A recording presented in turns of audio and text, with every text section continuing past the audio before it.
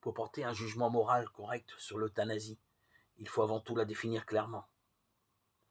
Par euthanasie au sens strict, on doit entendre une action ou une omission qui, de soi et dans l'intention, donne la mort afin de supprimer ainsi toute douleur. L'euthanasie se situe donc au niveau des intentions et à celui des procédés employés.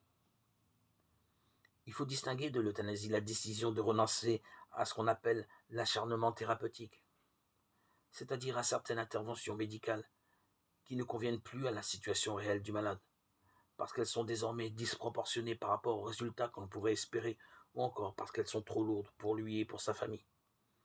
Dans ces situations, lorsque la mort s'annonce imminente et inévitable, on peut en conscience renoncer à des traitements qui ne procureraient qu'un sursis précaire et pénible de la vie, sans interrompre pourtant les soins normaux dus aux malades en pareil cas. Il est certain que l'obligation morale de se soigner et de se faire soigner existe, mais cette obligation doit être confrontée aux situations concrètes. C'est-à-dire qu'il faut déterminer si les moyens thérapeutiques dont on dispose sont objectivement en proportion avec les perspectives d'amélioration.